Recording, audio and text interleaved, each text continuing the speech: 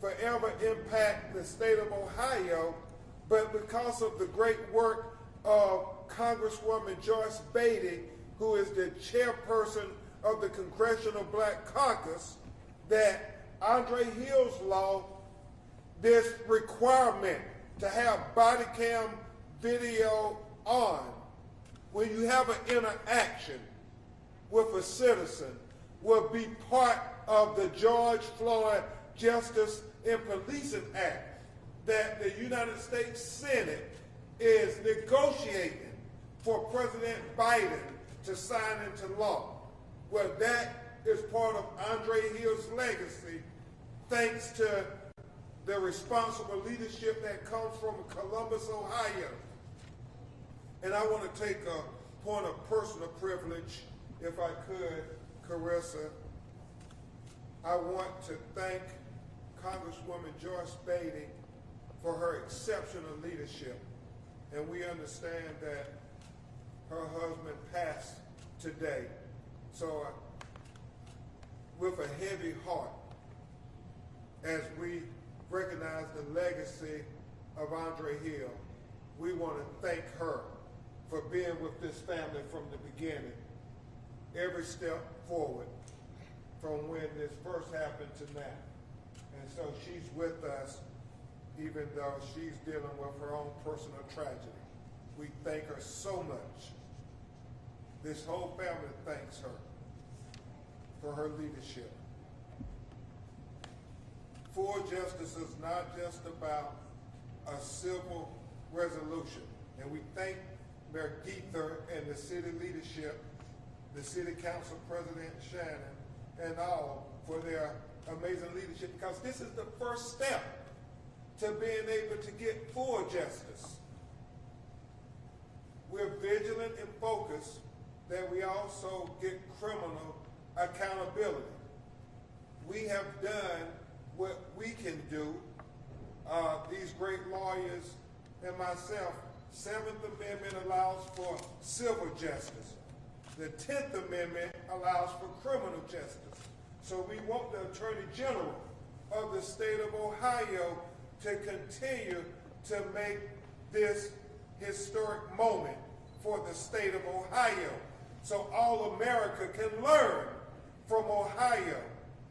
We watched it happen with George Floyd, and it's so ironic as we prepare for the 1-year anniversary of George Floyd on May 25th, that's just around the corner, that Ohio is setting what I hope and pray will be a new precedent for the state of Ohio, for the citizens of Ohio, to say we can get full justice, that equal justice is possible, that equal justice is possible in the state of Ohio, because our white brothers and sisters expect and often receive full justice. It's just black people in America have rarely received full justice, Carissa and Shauna, but your family, you all have an opportunity to receive full justice. That is civil justice, criminal justice, and legislative justice. Well, these policies that will not just impact your family, but hopefully will impact all the citizens in the state of Ohio when we have Andre Hill law passed and signed by your governor to say that we must have body camera videos on when you have interactions with citizens. And Sean and Alvin, that you must give life-saving medical assistance when possible to every citizen. That's black citizens, brown citizens, red citizens, white citizens, all citizens should be treated equally. And we thank the city leadership for saying that we're better than this, America, that we can be more just to all of our citizens. So we document this historic day, and we thank the city leadership for saying that Andre Hill life matters. With that, you're going to hear from Attorney Mike Wright and Attorney Rick Schulte, Attorney Natalie Jackson, and then you will hear from the people who matter most at this day, the people who would define the legacy of their loved one. Because to us, it's a case. Andre Hill has become a hashtag. The video has went viral. But to her, this is her flesh and blood. This is her father. This is the person that will have to answer the question to Andre's grandchildren. And so this is what this is about. Attorney Mike Wright. Good afternoon, everyone. I want to acknowledge the hard work of Attorney Ben Crump. Ben, thank you for all you do. Also for Attorney Richard Schulte, Attorney Natalie Jackson, Attorney Robert Gresham. We had a team, and we worked together for this family. I want to also really acknowledge the family. They have went through this process with poise and grace. They have really, this is really a beautiful family, and this is a very tragic situation. Although, you know, the civil resolution is a great thing, as Attorney Crump indicated. When all this is said and done, this family is still going to be here. I praise this family for unifying and for carrying I praise this family for unifying and also for being together and really supporting one another. I also want to thank the City of Columbus for their leadership, as Attorney Crump indicated. They did the right thing. They absolutely did the right thing. This family can now start the healing process as it relates to this portion of the case. But as Attorney Crump also said, this is not over. We want the Attorney General to vigorously pursue the prosecution, the conviction of Officer Coy, and this family will be standing together and making sure that they get full justice. Thank you. And I just want to acknowledge, again, Attorney Mike Wright and Attorney Rick Schulte, some of the best lawyers in America, and certainly the finest lawyers I've worked with here in the state of Ohio, who work night and day in this negotiating this historic resolution. It could not have been done without their commitment to excellence. So thank you. Attorney Rick Schulte. I'll just be brief.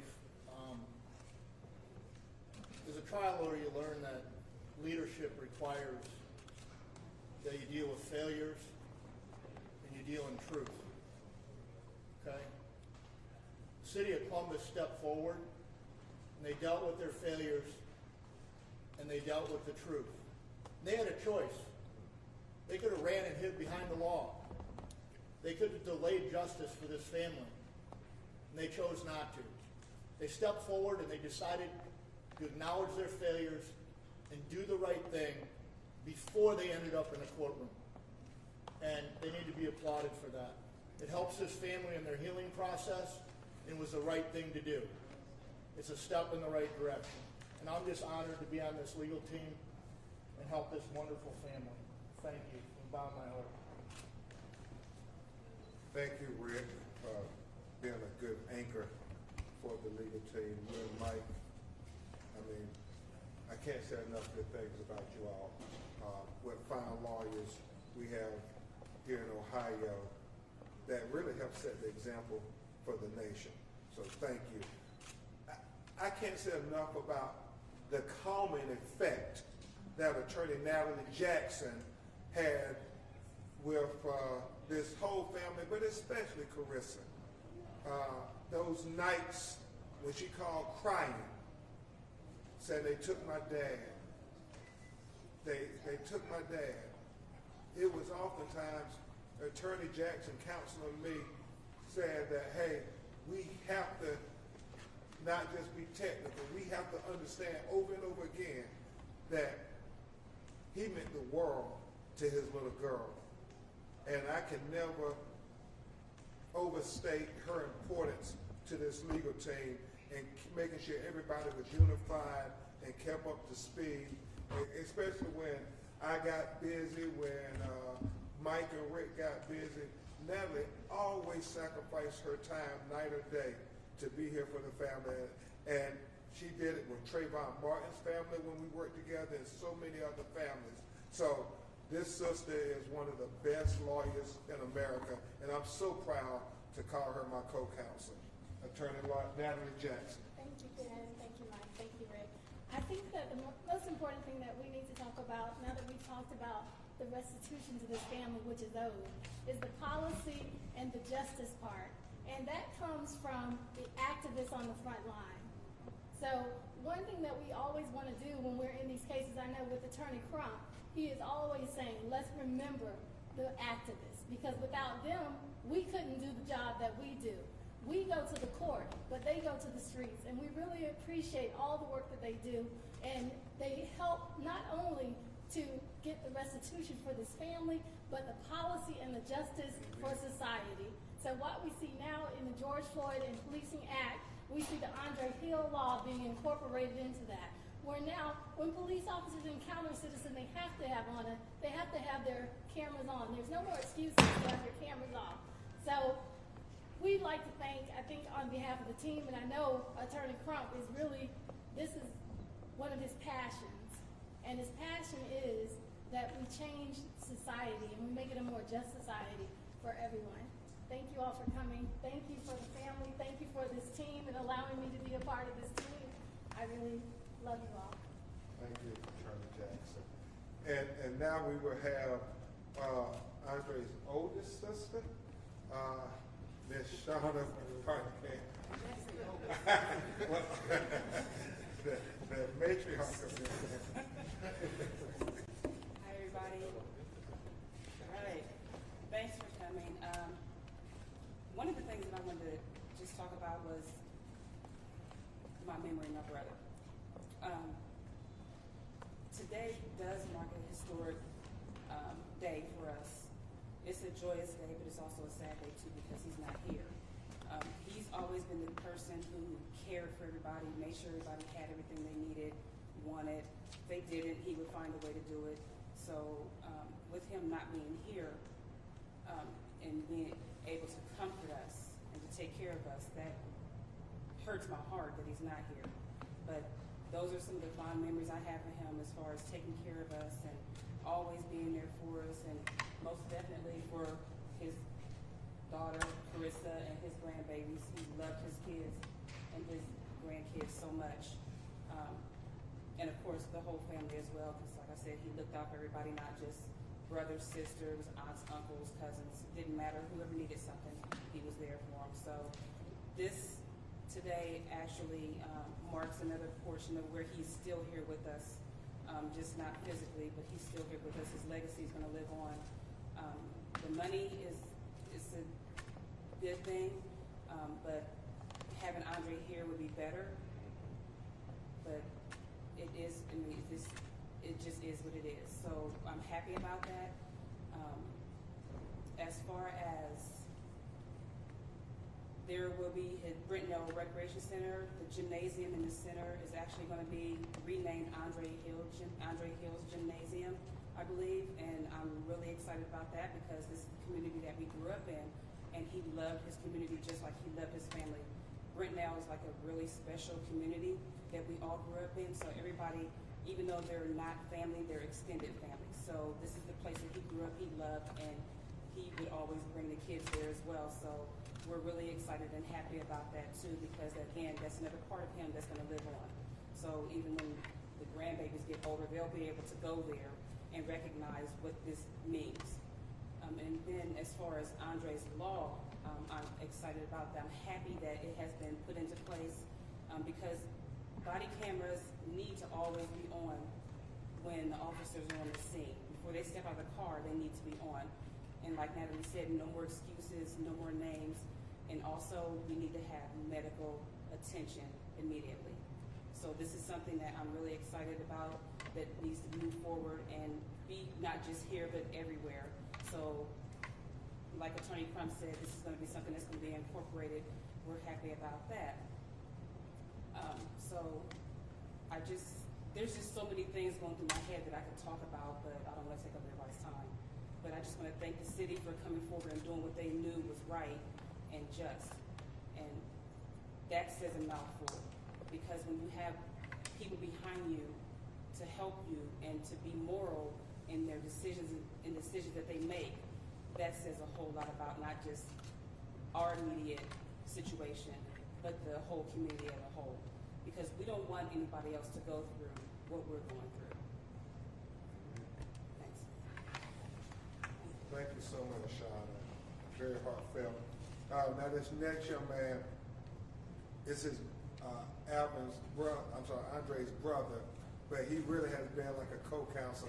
He always tells us different things as we were working on the case to consider and to factor in. So it was nothing for me to get a text at 1 in the morning saying, Attorney Crump, did you consider this? And so I give you his brother, Alvin Williams, who really is our co-counsel. Good afternoon, everybody. I want to appreciate the family foremost, all the attorneys, City of Columbus, State of Ohio, all of the positive protesters, police officers, mayor, all the ones who played a positive part into this tragedy. I won't sit up here and shed any tears, but it took all of us to set this new positive trend about wrongdoing in policing. We want things to change rapidly, immediately. As far as my brother, every soldier doesn't make it through battle. But the thing is, they've paved the way for everybody else to have freedom and the righteous way of living in a more peaceful society. That's what we're looking for.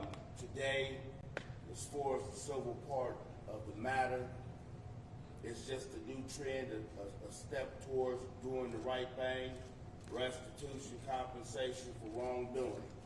But it doesn't conclude what really needs to be done, and that's to set a new mark, a new landslide of everybody in this society being able to live and know that they're going to live in peace and righteousness. Today is a day of freedom mentally, to know that things are moving into the right direction. And like I said, all the reporters, TV broadcasters, it took all of us to set this new landmark. And hopefully we can change some things, not overnight, but eventually. So everybody keep their heads up, and who's ever on the bandwagon for justice, stay on it, because the train is just to start moving. Well said, co-counsel. And now we will hear from the legacy of Andre Hill. And obviously, she's going to do her best. But this is very emotional. And please understand that. We will have Carissa Hill come forward and try to give you some brief remarks. First of all, I want to thank Ben and his team, Mike and Natalie, for being on all call 24 hours today, whenever I need them. And I just want to thank Shannon Harden for helping push for the Andre's Law, so Joyce Beatty can even make it federally around the world for everybody. It is a very big day for me and my family today, and my daughter's 3. She might not understand it now, but when she's older, she will definitely understand the legacy that her big daddy left behind for her. And she will be going to the same gym, but the difference is when I went, I was going with my dad, and when she goes to the gym, it'll just be for my dad in my dad's name, which that is a very big blessing, and it's a good legacy to leave behind. And we're just very sad that we can't share that with my dad being here. And we know he's here with us still, though. So I just want to say thank you. It's one step, but it's not full justice. It's one step towards something. It doesn't help, or it doesn't take the scar off of our hearts that we still have from my dad not being here. But it's something, and it's a start. So we appreciate everybody. Well said. Thank you, Carissa. We'll open it up for questions.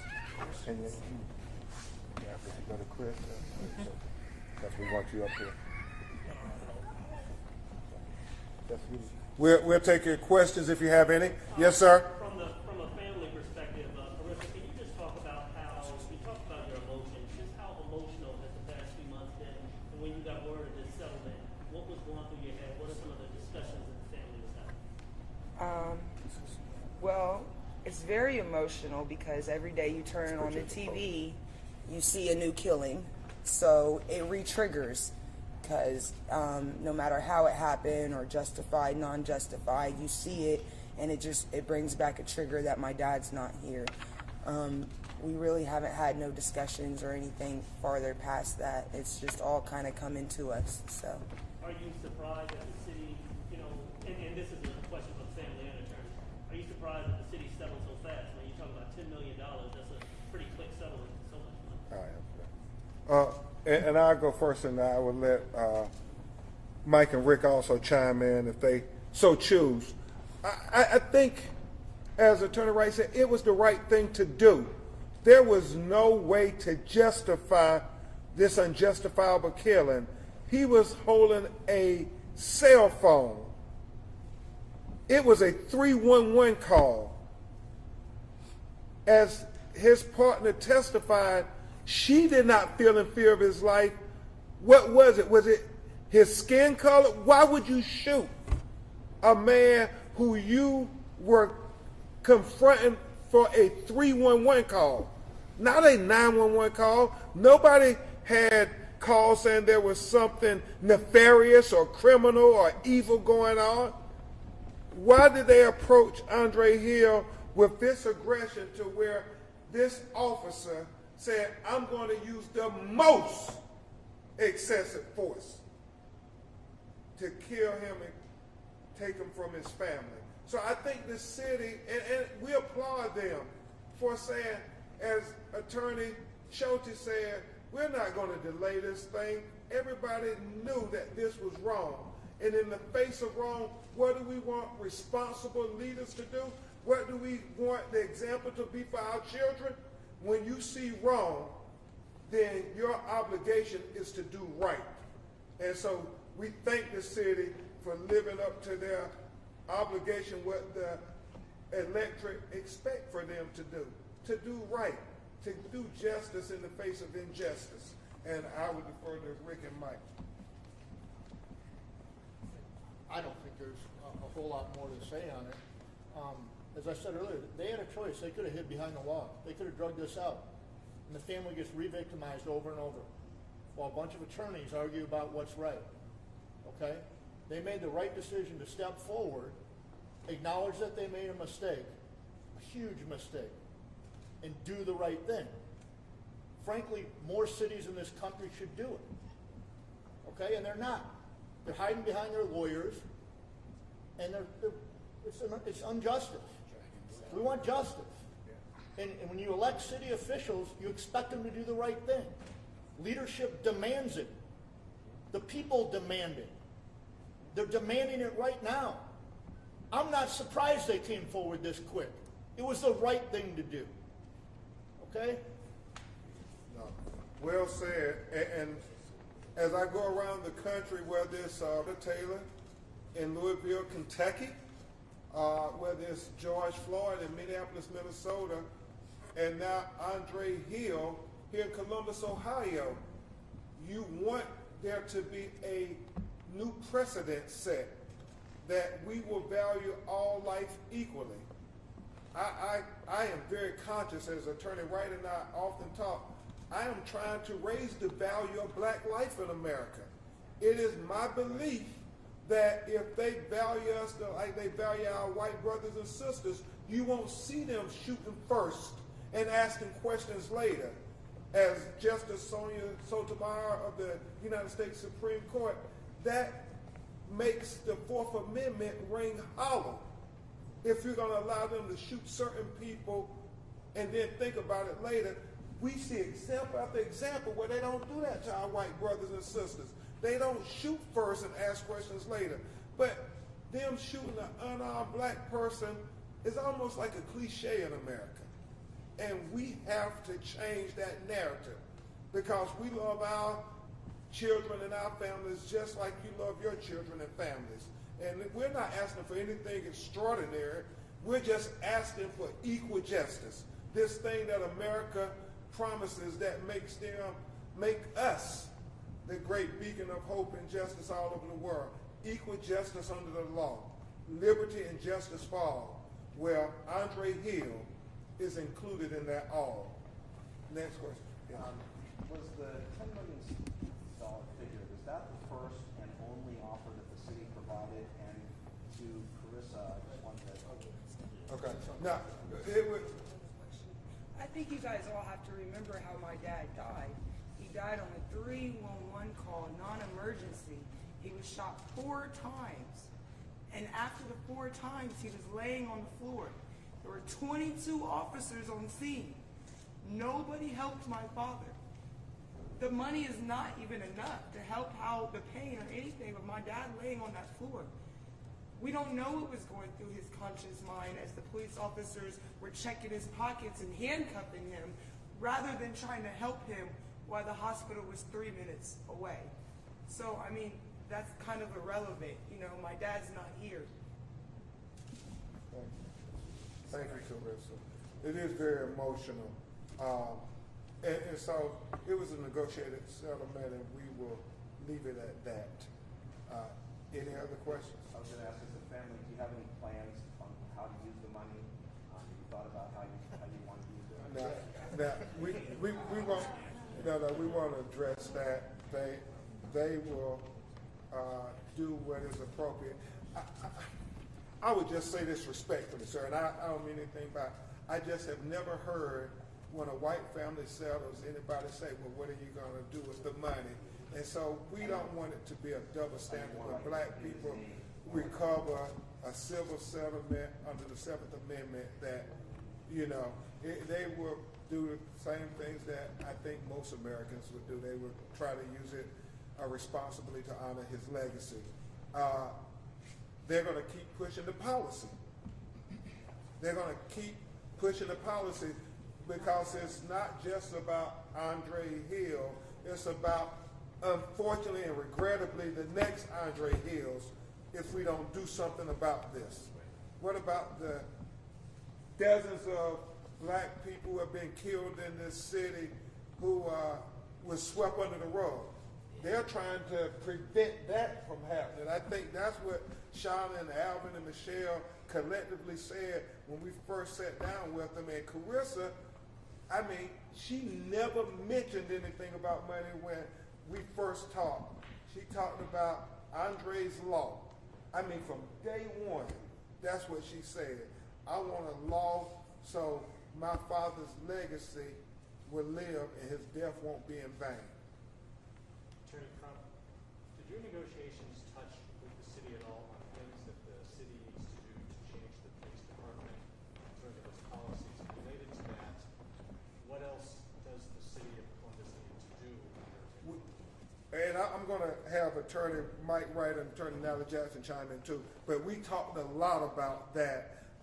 What happened on that video, what things were done wrong that needs to be corrected through policy.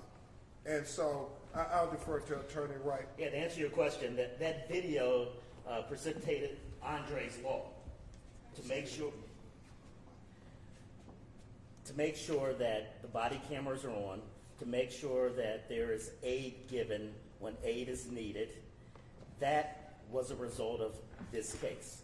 That was a result of us negotiating with the city. So it wasn't only about monetary compensation, it was about systemic change in the department so that we won't be standing here again talking about how another young man was shot and killed in Cincinnati unjustly, in Columbus unjustly. And also, Mike, about looking at their records, because we talked about that a lot with Right. this history. Right. Also, regarding the history of the officers, you know, their use of force, how that's monitored, how their use of force is going to be subject to penalties, and to try to eliminate those officers that shouldn't be on the force. Those officers that are brutalizing the citizens of Columbus, those officers that aren't doing their job, that's making the other officers look bad. You know, so we've had a lot of conversations with the city about them making systemic change such that we won't be in this position again. And that was important. I wanted Mike to touch on that because he was very passionate as we talked to them about looking at this particular officer's history to say that had you dealt with this, Andre Hill would still be here. As Carissa said, it was a 311 call. We know there was video out there that showed horrific excessive force by this particular officer prior to him killing Andre Hill. Why wasn't it addressed? And so, like they're doing in Minneapolis, they are really trying to get to the crux of the matter to say that we have to deal with this. And I know historically, you had the union always try to justify no matter what a police officer does. But really, is that helping the problem? We have to try to solve this problem and acknowledge that there is a problem and not just keep kicking the can down the road. Because the further you kick the can down the road, the more names get added to this list. More families become part of this fraternity that nobody wants to be part of. And I get it. I don't think a lot of our white brothers and sisters can even fathom the police coming to shoot you on a 311 call. That's not part of the reality. When you look at the statistics, it's very rare that white people are killed unarmed by police in America. But you ask any black person, I mean, you can, when I give speeches, I ask, can you think of 10 black people who have been killed unjustifiably by the police? And people don't have to think hard in the audience. They say, you know, George Floyd, Stephon Clark, Breonna Taylor, Alton Sterling, Philando Castile, you know, Atiana Jefferson, Pamela Turner. And they just run down the list of black people, John Crawford, black people who have become hashtags. And then I say, now tell me how many white people you can think of that have been unjustly killed by police in America. And it's silence. Crickets. Because that's not the reality of our white brothers and sisters. But every black person to a warrant, they understand Andre Hill being killed in this manner, and they say, but by the grace of God, that could be me or my family. Every day, we think about that. So that's what we're trying to prevent, y'all. Hopefully, we can come together and say, America, we can be better than this. I believe that in my heart. We can be better than this. And I think this historic settlement sends the message that Ohio believes that we can be better than this. Columbus believes we can be better than this.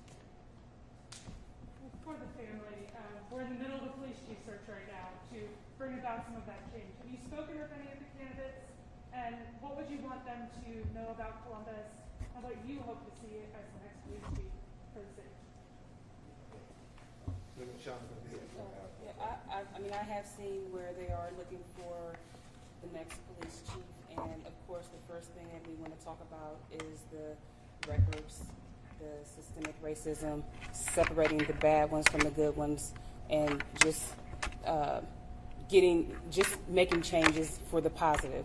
So those are the first things. I mean, the first thing that I would ask is, one, first know their background, know their morals, their values, and their beliefs, because that's where everything is going to start, from them. You know, your leader, you're just a reflection of who leads you. So we want to make sure that we have a positive leader who has these things in mind.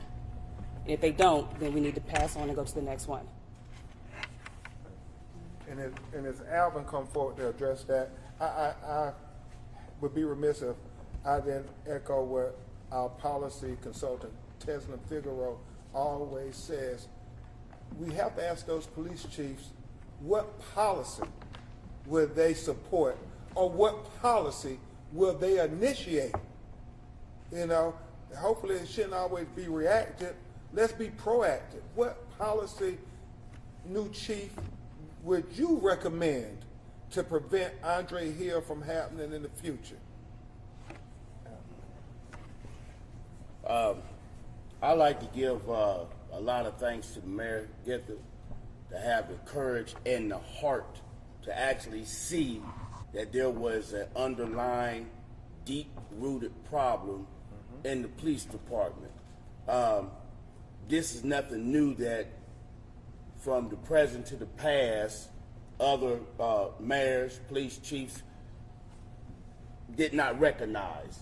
This problem has always been there, but it took the one to have enough guts and courage to go against the grain to get a lot of these things to take place as far as a big change, to get the city of Columbus to be able to recover, I would say. One of the things also is that as far as the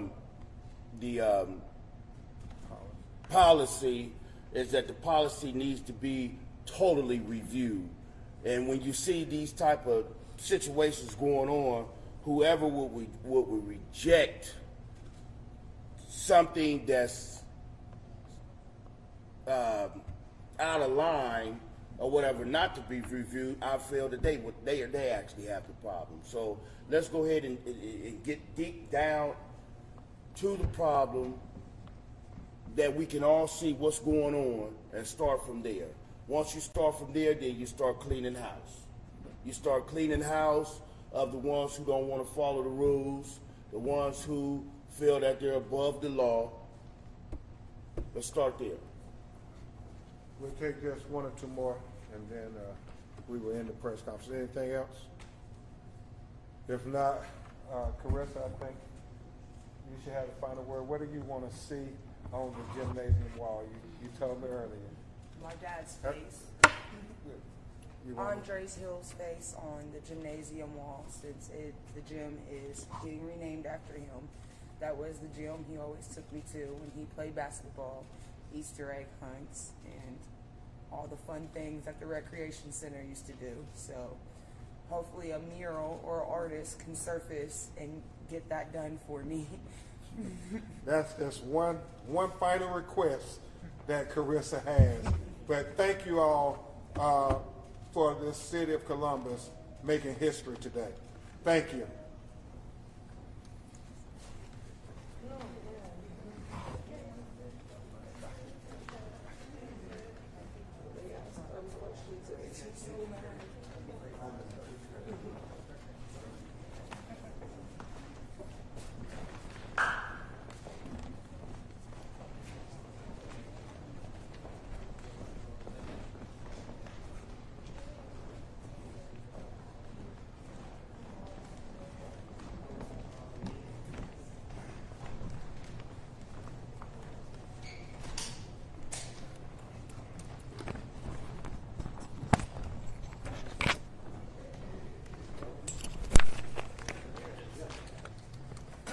So we do the left shot? Yeah, we do a lot of that, just out of the parking lot. This is, what's it called? No, it's Franklin, but no, this was done. What is